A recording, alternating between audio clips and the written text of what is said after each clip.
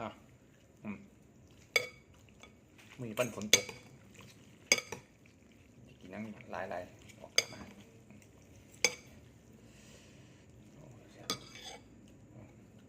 เอาสว่านกระดาษตกไปมา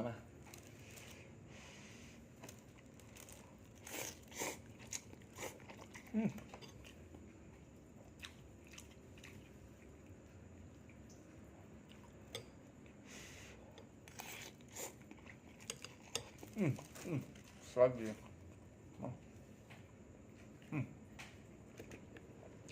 ขมิ้นสั้นกินมะเขือปีอย่าบ้ากันเด้อ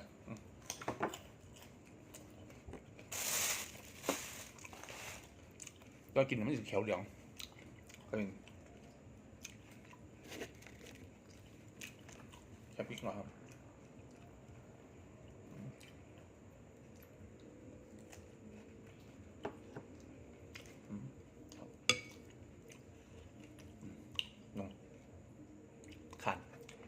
ขันตัด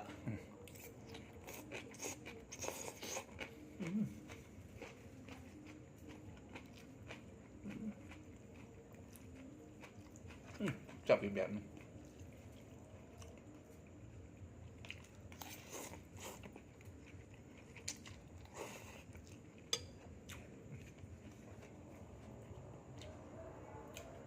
กินไปน้ำไม่เพียงแค่มัน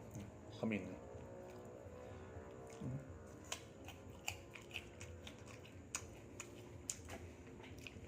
รสชาติมันแปลกๆเลยบอกแต่ว่านะแขวเหลืองเลยนะบึ้ง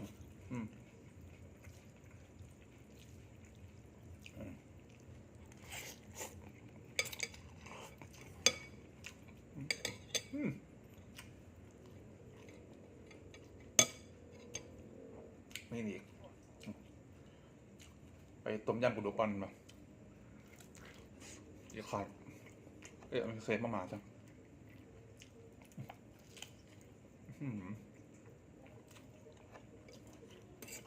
ขออย่าใส่มือแล้วไปรีกดเลย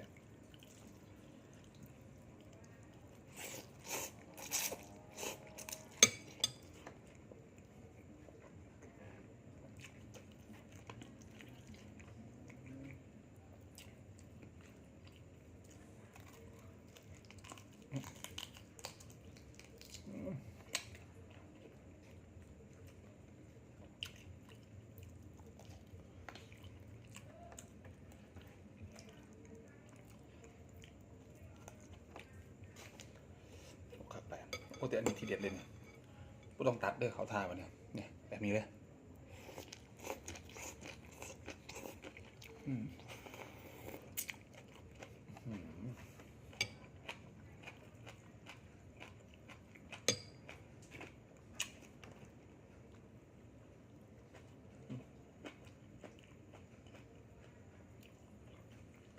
มันจะมีไส้แบบนี้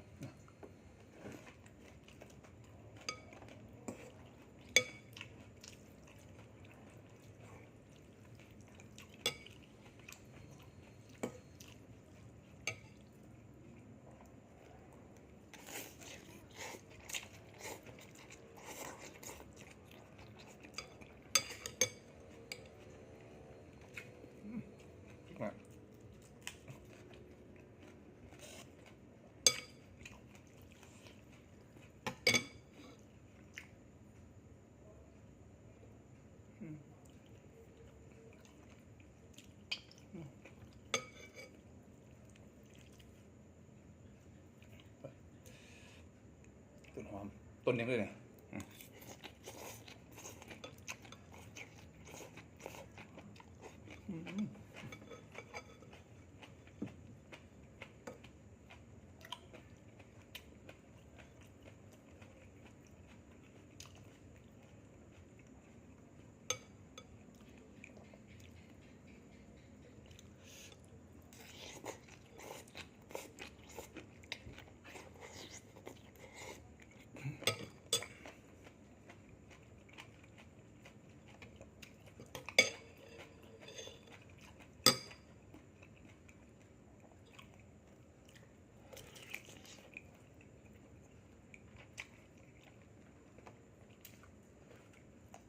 ระดูกกินมาเลย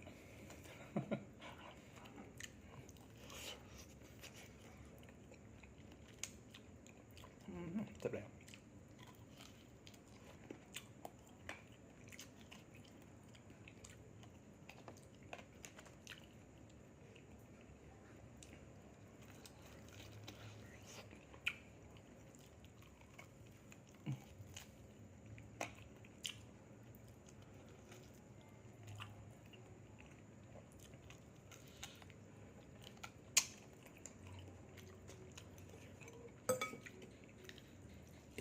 แซ่บกว่านี้ผมมีเลย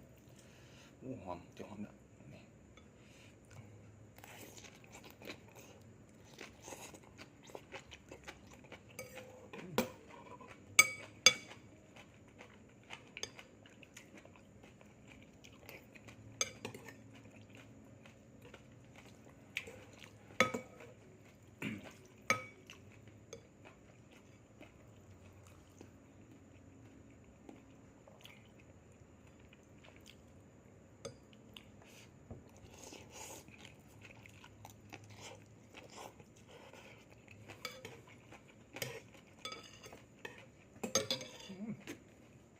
มี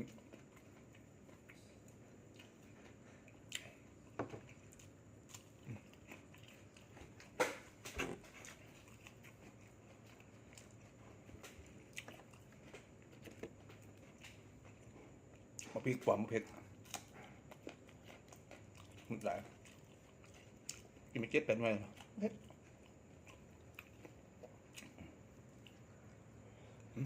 อย่างนี้โอ้ย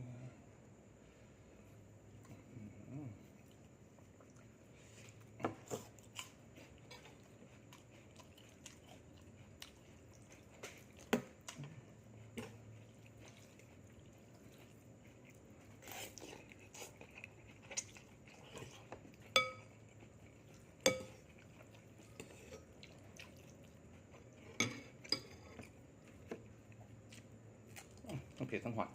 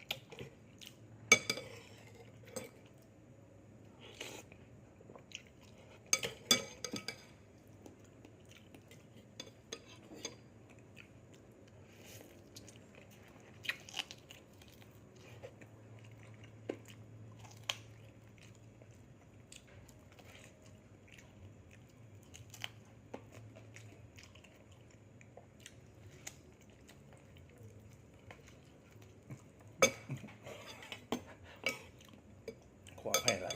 มันตกมันตายแล้วกันมึงก็เห็นรถมือ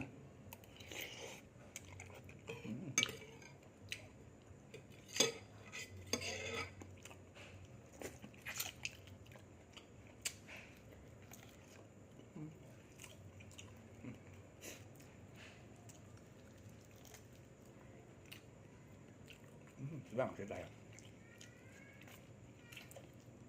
หมูต้มประมาณ30 นาทีครับเสร็จแล้วเนี่ยมันสิยุ่ย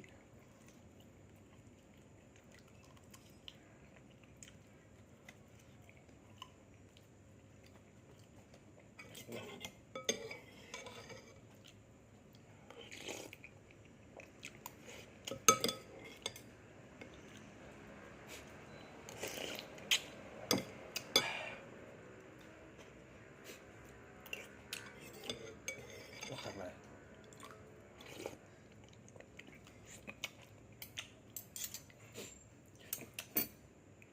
ก่อนจะปิดคลิปขอทำพิธีบัตรเลย